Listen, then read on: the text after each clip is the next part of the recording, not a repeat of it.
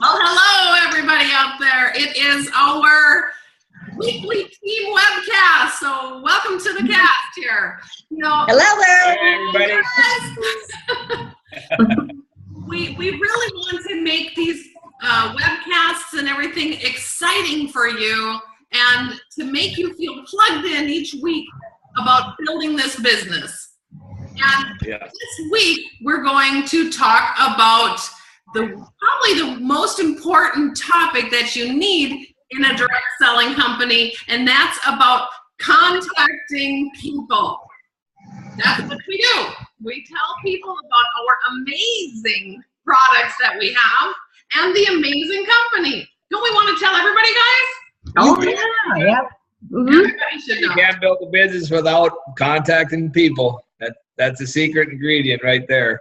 Yeah, so the first thing that you want to do is make a name list. And guys, who are we putting on that name list? Everybody. Everybody you know. Everybody in your phone. So ever since you were born, put down everybody you can think of. The way I like to say it, Carla, is that you put everybody down. You'll contact your friends and relatives a little bit easier. They're the easiest ones to contact. Then you got the next group is like people you graduated with, you're friends with, you've known them, but you're not close to them. So you'll contact them a little bit different. And then you got the people that you're just acquaintances with. So, so break them. I like to break them out like that once I get my 100 names list all done.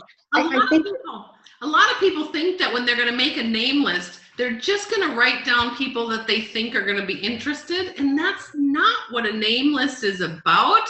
A name list is just... Oh, heavens no.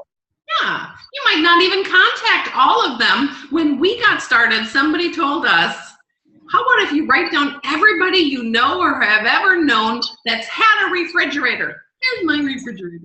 How about everybody who's had a refrigerator? Because then you're not going to sort people anymore. You don't want to sort the people. You don't want to, try to decide who's going to be in this business or not from the start because you really don't know. So you just contact. You have no idea. Everybody should be on that list. Anybody. You got it. Everybody who has cells. Yeah. Yeah, you guys, that's the key is that when I first started, I was picking and choosing who I was putting on my list. I mean, I admit that. Mm-hmm. And then when I got over that and I just put, I didn't do the refrigerator, but I said every person that has arms and legs and all this stuff. And I just started writing down more. Have I contacted every single one of them? No, not yet. But that's okay. I still keep adding to the list whenever I think of people. Mm-hmm. So That's right. And it is important because when you have products like ours that we know is helping everybody, there's nobody that you would rather help is the people that you love and the people that you care about. And some people think, oh, can I really tell my friends and family about this? Are they going to listen to me about this? That's not what it's about. Making a name list is something you do before you contact people, and you really do it. And in Zinzino, we have a certain system that we follow, and we want to put at least 100 names on the name list. And, a lot of people think, 100 people, do I know 100 people? But like Donna said from the start, well, everybody in your phone, if you just take your phone contact list, you're going to at least have 100 people in there. If you're on Facebook, you put your list on there. Randy Gage says we all know 1,200. Yeah, you probably know at least 1,200. So you always, and I think, don't you keep expanding your name list, guys? Mm-hmm. Mm-hmm. Always. Oh, yeah. I tell you what, we just went to a family reunion, and I've seen family members I haven't seen for 10, 15 years. So I'm going around taking pictures, instead of writing their names, I'm taking pictures. So, oh yeah, I'll remember them later. Oh, you don't remember names in the first place. No, I don't. I have to ask Mom. Or Donna. But, everybody's, this time of the year's coming up, people are going to be going to football games and hockey games and basketball games. And you'll see people that will remind you that there's not on your list, or they'll remind you of someone who looks like, one of the people that. Exactly. People will say to me sometimes, like, I just don't know that many people. And I'll say, well, where do you get your hair cut? Who does your hair? Who's your dentist? Who is your doctor? Who is your nurse? Who's your veterinarian? Who grooms your dog? I never thought of them. Yeah. I never thought of them. Who's your postmaster? Who is your postman? Who is, oh goodness. I think a lot of people will put the people down that they're comfortable with, but you got to put everybody down, because as you grow in the business and get people involved, you will understand how to contact people you're just friends with. There's ways of doing it, and it's very effective. But hey, not everybody gets in, but we'll contact the people who want to get in. But then you have these people that they say, well, I've already gone through my whole list. What now? Well, for instance, we went camping this last weekend, and we sat around the pool and visited with some new people that were playing with the kids. Their kids were playing with our kids. We got to talking to them a little bit and got their number. So that's how you make new contacts. People are always afraid of meeting new people.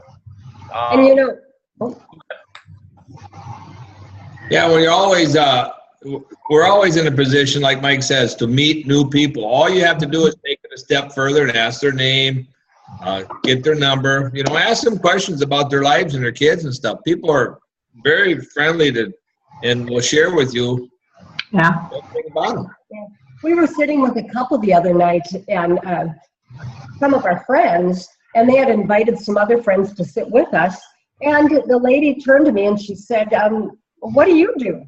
And I said, well, I work with a wellness company from overseas. And she said, well, that sounds very interesting. Tell me more.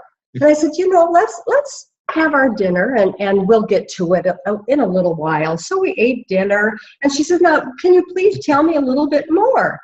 And I said, well, it takes a little bit longer than, what we have tonight here. Why don't you give me your phone number and I'll get a hold of you. And then I totally actually forgot all about it. Little later on in the evening, she says, well, I really want to hear about that wellness company that you work with. And so she wrote me her number and name down and handed it to me. So people are hungry out there. They are. Yeah, and I do think that a lot of people, they don't know that they're hungry, but Right. you need to hear about our products. And we actually had a really good meeting with Mr. Art Jonak himself, and he's given me something that I have used a lot. I travel a lot, so I'm on a plane, and when you're sitting for many hours, sitting next to a couple people, you end up talking to them, and sometimes you just think, I've really made a connection with you, and I'd like to talk with you some more. Would it be okay? And then I'll take my phone up, and I have it on my contact, and I'll say, would you please put your name here so that I have that, and we can continue the conversation. And do you know how easy it is when I just hand it to them? They pop in their number and say, great, we'll talk to you sometime. It's a great way to contact people. We've used that. Yeah, Yep. we've done that. Another thing that really works well, I believe, is that, you'll go into a place. It just happened here in Aiken. I walked into Subway, and I had been watching the manager every time we go in there, to get a sandwich. And he just, every time I walked in there, he met me with his voice at the door. Well, hello there. How are you? So I walked up and I said, you have a super personality. I would really like to share something with you. And I believe that when you compliment somebody, genuinely, when you compliment them, they're not going to say no. Compliment them genuinely. Yes. And we have a meeting set up. I had a couple things. Yeah. First, we're talking about the names list. I go back to the Express Start, because in the Express Start, there's a page where it names all those people, just like Donna was doing, you know, your hairdresser, your dentist, but it's great. And that brings me back and remember, and because sometimes those things change, you know, sometimes you don't have the same person in that category. You may change over the year or two. And so that's a really important thing.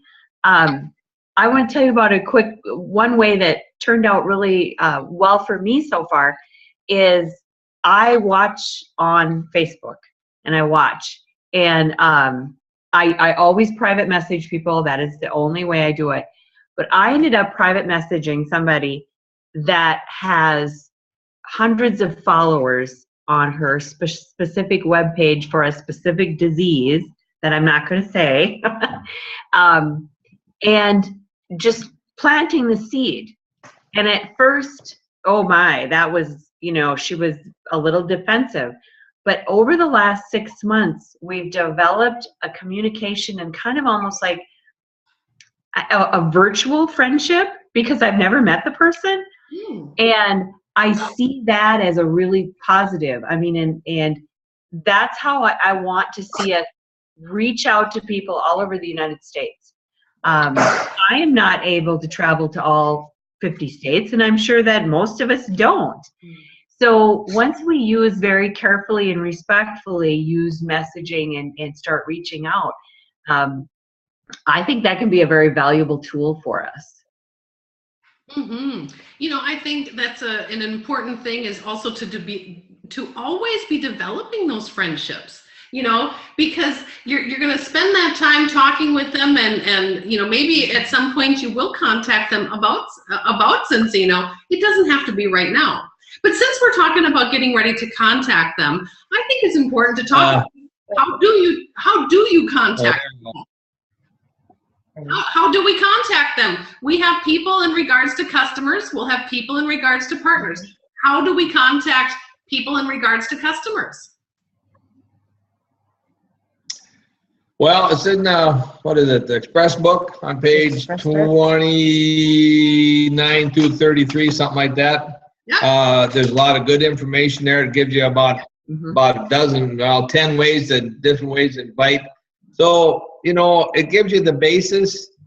So to keep it that it's coming from you rather than it sounding like a robot, you know. You know, put your own little twist on things and stuff. But the most important thing here is to set the time and date before you go into the invite. Because you can always use that to, if they ask you a question, well, I'll explain the question, say Thursday night at 7 o'clock at well, whatever date you set up the time in the meeting. So. I know whenever I've used the Express Start, the way that they tell you to do it in the Express Start, we get the meetings booked. A few times I have strayed off of that, and I just can't seem to get those meetings booked, and I think I gotta go back and do it the way they tell me to do it. Yeah. I think and I think it's important to realize, I mean, I think when everybody starts the business, they think you should call people and then just tell them all about it first. Oh, yes. And that's not quite how it's done. You know, when you're going to invite for customer meetings, you can say a lot of different things, but if you're going to have a party about something, a Zinzino party, maybe you should tell them more about it. You don't have a choice because they're coming to hear about something. And the only thing I've ever said was, are you interested in your health?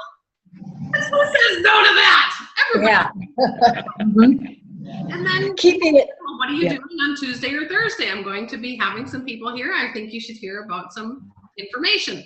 But in regards to customers, you want people just to, you know, get a presentation of it. It only takes 10, 15 minutes. It's very simple, but it's easy to show them. So make sure you set up that meeting, or even with a customer meeting, to have that personal contact with them.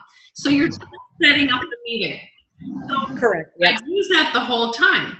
But partners is a very specific way to get the meetings. Like Jeff and Donna said, it's very specific. So make sure you follow the 5 steps of booking that. And that's about, doing the small talk first. Yep. The small talk. Make a friend. And then you set the time and date. And then, so it might be, hey, how you doing? What are you doing on Friday or Saturday? Oh, you might be busy on Saturday. So, well, how about Friday at 4 o'clock? We could meet over at the Subway. Okay, sounds great. We'll meet you there and at whatever I said, 4 o'clock on Friday. Fantastic. Then you give them the reason. When we get together, I'm excited about showing you a business that I've got started in. I'd like to get your opinion of. Then it's answering the questions. And they'll always ask maybe, well, what's that about? Well, could we talk about it on Thursday when we get together, Friday when we get together? Anyway? Sure. And we'll confirm the meeting. So, okay, great. And usually I would say a last sentence like, do you need me to, make sure that you're going to be there? Because I'm just going to show up and I want, I'm looking forward to seeing you. Oh, sure, I'll be there, they'll say. Yes. Yep. Get it confirmed. Yeah. Yes. Those 5 steps on how to book meetings. And it's important to book them that way because you'll get 9 out of 10 meetings. If you book it another way, usually it's maybe 1 out of 10. So it's kind of follow the system or not. I think everybody have that. And it has sometimes been difficult to book meetings at times. It has, especially I find that when I have the gift to gab, especially when I'm passionate. And if I tell them too much, the more you tell them, the more they want, the more research they want to do, the more excuses they'll come up with. So if you keep it short and sweet and simple, like they tell us to do, and you don't get so fumbled up in your words. You keep it to that script, and you you find that you don't have to be answering all those questions because sometimes you don't know all those answers. Sometimes with people who are scared to death of the phone, which most of us are. Anyways, I'll make a plan with so-and-so to call them up. I tell them I'm going to call you up in the next week about 4 or 5 times. And I'll call them up and on their cell phones, and I'll do the the invite and stuff, and they can throw questions at me, and I'll show them the proper way to do it. Mm-hmm. And then the next week, I'll have them call me set up a meeting. To set up meetings. It's all mock, but you got the phone in your hand, and it's as real as it can be. And then I'll throw questions at them so they know how to revert back to the meeting rather than trying to answer the question. Mm-hmm. So it's been real effective trying to do it that way.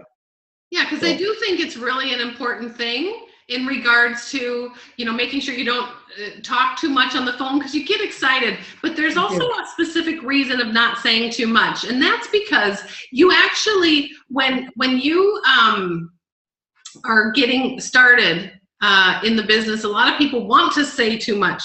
But a new person doesn't know anything about the business. So everybody can book a meeting exactly after the script from the first day. And duplication is our most important system tool that we have, is doing things that everybody can do over and over again. So brand new people can book that way. And I do know that sometimes it can be difficult. And I will also say, sometimes people say, okay, you've been in the business for 5.5 years. It must be easy for you. It's still not really easy for me to pick up the phone. And I think it's because, you're wondering, what are people thinking? What are people saying? But I know that these products are that good and it's going to help them. So I really want to make sure that it's important that they understand this. And I just want to give them a 10-15 minute presentation. So I want to make sure that they're not going to feel that I'm, trying to sell them something. But I really want to share this. If they say no, that's okay. But I want them to see what this is about. Yep. Yeah. Yeah. So, the most important goal that that we think about is getting the information in front of them personally. And whether they, once we give them the information, it's up to them whether they want to get involved with the oil or whatever. And but I've done my job, but that's my goal. So I have to figure out a way to get it in front of them. You know, one more thing about saying too much. When you're trying to line up that meeting, they get this preconceived notion in their head, and they kind of shut down before they even know what they're saying no to. Mm-hmm. So we kind of keep it in our head, you know, make it simple enough so that they want to hear more, rather than putting that barrier up in their brain, you know. So if you talk too much, people think too much. And we all do. We all talk too much early getting started. So you just have to trim her back. But I think it's important to also remember why we're doing this business too. Oh, definitely. Because that also helps in continuing building the business. When you've had your goals and dreams, and I know Jeff has said sometimes it's good to put up your... Oh, yeah, I tell you, when I started making phone calls, you know, I put some pictures of my dreams in front of me, because when you get a couple, 3, 4 no's in a row, you go, why am I doing dreaming? Oh yeah, that's why I'm doing this. And then you pick it up and you just keep going until you get your meetings booked. But you got to keep the reason why out in front of you. Mm-hmm. Otherwise, we'll lose grip with it. So to me, it's very important to keep that reason why out front. Why are we building this business? We know. And when you're excited on the inside, it's portrayed on the outside. Mm-hmm. And when you pick up that phone to make that call, if you're, do you want to see something? Or if you're excited about that dream, and if you're passionate about this super product that we have, people can feel that. So it's a feel thing, you know. They can hear your smile across the phone. Mm-hmm.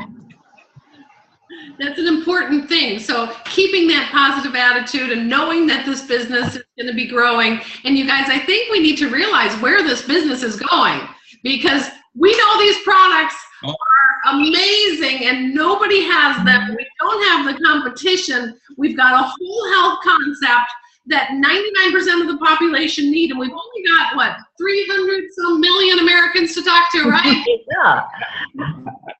So we have to keep working and get the word out there. Mm-hmm. And I love what Donna said. What it is when you feel it and it comes through in your voice and you share it. People know the difference between being shared and sharing something, or thinking they're being sold something. That's a totally 2 different concepts. And when you know in your heart that you are sharing something that is so vitally important, and changed people you know or yourself and helped people, that's going to show through in your voice. Just like Donna said, your excitement, your enthusiasm, your smile, everything, but mostly your heart. And that's really what I hope and pray that I portray when I talk to people, is how sincere I am, and how I'm not trying to sell them something. I'm trying to share some information that we all need to hear. And what they do with it, you're right, it's correct. They make their decision. Yeah. And I respect that. You know, it doesn't mean I don't follow up and I don't do what I'm supposed to, but I really respect the fact that, you know, I value their thoughts and their opinions and what their research shows too. So it's mutual. I want to show my heart. Yep. That's Encino. Live with heart. That's all what Encino is about. So, you know, with our products and where we're going with this, we really hope that people are going to make sure that they get their name list done before they start. That's why we do it at the startup meetings, and that's why we continue to replenish it. make that name list. It's about contacting people. Our business is about the volume from our customers and our partners, and it's all about the volume in your business. So to grow that, you need to contact people. And why not contact them when you've got, I feel like I know, the rainbow, and there is the pot of gold at the end.